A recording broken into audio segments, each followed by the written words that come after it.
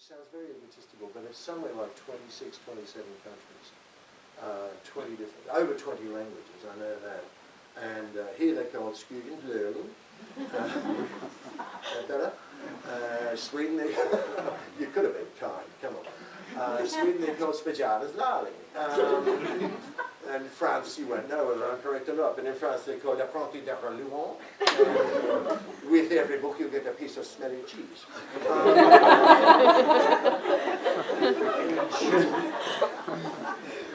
In Germany they're called Die Chroniken von Arlouan. And when you do German, you've got to do it that way. Sometimes in Australia I do readings from the German book. No idea what it says, but I read it out loud. Where else? Korea. I have no idea what they're called, because it's in Korean. They're supposed to be coming out in China soon. It was supposed to be out this month. No idea what they're going to call them.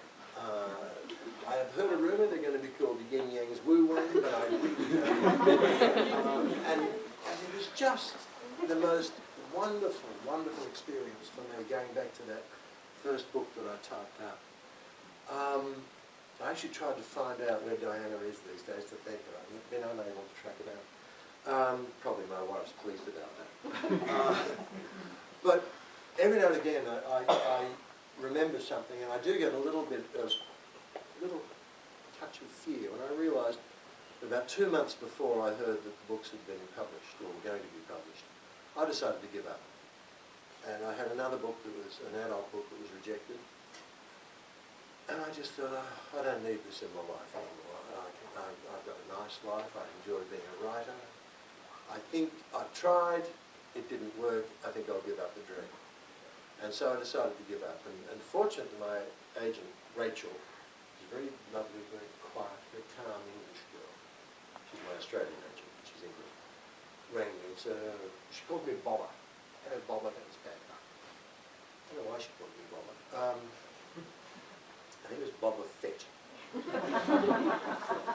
became Boba Fett of the big cheese, I don't know. She said, that was bad luck. And I said, oh, Rachel, I give up. You don't have to give up. Quitting. And in all our relationships, the only time Rachel ever got angry with me, it was terrifying. She screamed down the phone like a terrible harpy. So I said, you're whinging! You're whining! You're feeling sorry for yourself! Stop it! And it snapped me out. And 2 months later she signed the books. And what frightens me is if she had not done that, not only would I have not had this much fun and this much satisfaction, I wouldn't know. I wouldn't know what I was missing. I had no idea it was going to be this good. I wouldn't know, and that frightens me. And I think now, one of the things I say this to my daughters, and they're not so young, they're both 39 apparently, they've both been 39 for the last few years. But I honestly believe this now, that if there's something that you really want in this life, and you don't give up, I believe you'll get what you want. I believe the people who keep trying, there will be some people who just breeze through, and the first book they write will be accepted and will be a bestseller. A guy I know in Australia is like this. But for most of us, we'll get knocked back. And I think if you keep trying, J.K. Rowling was refused by 13 publishers. And I wonder what they're doing now. I believe if you continue to try, whether it's fate or karma or some great cosmic force, sooner or later says this person keeps trying, let's let it happen for them. Can't guarantee it, but I believe it. On the other hand, I can guarantee that if you do give up, you will not get what you want.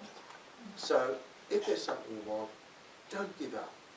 That's why I say to people, well, what advice would you have for somebody who wants to be a writer? Do not be discouraged by rejection. It'll hurt, you'll be unhappy, but keep trying. And I honestly believe, whatever you want to be, if you keep trying, it will work for you, you will do it. And there end of the lesson. Would anybody, are we doing questions? Would this be a good idea? Anybody got any questions? And it's okay if you want to ask in Danish. I have bought my interpreter. These guys are sat very patient. Yes? Yeah. Can we get your autograph on our books? I think were we doing this here or at the, what's the decision? Yeah, I think hvis I har tid til at gå ned i Vestergade bagefter, så skal man ned til boghandlen. Okay. Det er Arnold Busk i Vestergade. Ja. Is that okay? Hvis der er nogen, der absolut ikke har tid til det, så kan vi godt lave nogle undtagelser. Okay, fordi ja, det vil være bedst, hvis I kunne gå ned til boghandlen, for der har han bedst tid, for han skal have et interview lige efter det her. Is that okay? I said that it was best if we could take it at the bookstore, but if somebody really doesn't have they're time to go really down there, then I'll be happy to just do that. do it. Yes, that's good. That's good compromise. Yeah. Anyone else with a question? You mean I've covered? Oh, thank God, sir. You mentioned Australia a lot of time now. Yeah. Do you see yourself as an Australian author or as an author? I see myself as an author who is Australian. No, I think it's a good question. I think I know what you mean. I didn't set out to write for the Australian market. There are people, my daughter, for example, has written a wonderful book at the moment which reads it. And it is so Australian-centric, if you like, or so Australian-themed. Yes, I would say she's an Australian author. I have always tried, because I am a commercial insect, I've always thought I want to write for a broader market because, as I said, writing for Australia, being an author in Australia, really it's difficult to earn enough to make a living. So I wanted to my plan was always to sell overseas. And initially I thought England, because my generation tends to look to England. But America, I realised, was the biggest market for me available. And obviously all of Europe is great, but that one single market was the one that gave me freedom. So, yeah, I'm an Australian and I'm very proud of it. And I'm also proud that my background is Irish. My grandmother was Irish. A lot of Australians do have an Irish background because a lot of convicts were sent out to Australia. Australia was a penal colony to start with. England dumped all their convicts there when America wouldn't let them send them there. And most of them were Irish.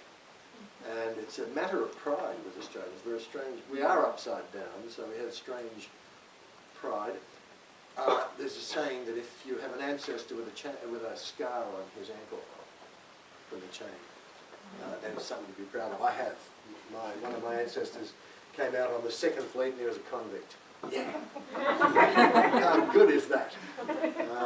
So if you shake hands with me, count your fingers when you're finished. New Zealanders love saying New Zealand was not a penal colony, and New Zealand and Australia were constantly taking the mickey, which is a polite way of saying it, out of each other. You're all convicts over there. And we say, you're all sheep over there. And New Zealand, there are, I think, 4 million people and 12 million sheep.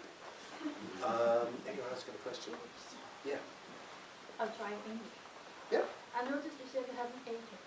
Yes. And I was just wondering how you get one, because I'm an author and I'm writing fantasy books, but I'm writing in Danish. And that's a big problem, because one thing is writing in Danish, but you have to translate it to English. Yeah. And yeah. what about an agent? That's not something we haven't done. I've only become aware of the problem for Danish writers, that yes, you do, and I realize it's an expense, and quite a heavy expense to translate. To be truthful, in Australia it's very difficult to get an agent too. The only reason I was able to get one was I had already been working in television, and I'd done something like, I think I ended up once about 150 hours of television scripting. And I was working with a TV producer. I didn't have an agent. We were friends. We worked on a handshake. When the show stopped and I was looking for work, I then looked for an agent because I had a very good track record in television. Actually, the first 2 agents I approached weren't interested. The third one said, yes, I know your reputation. He took me on, but he was more interested in television. Rachel was running a little sideline in that agency, books. It's very difficult. I don't know if you... Well, the difficulty, of course, is translation, if you want to... Yeah, that's expensive. There's another way... Well, you're still going to hit translation problem. If you can't find an agent, let's assume that you pay and you get your work translated. There are agencies, and I think they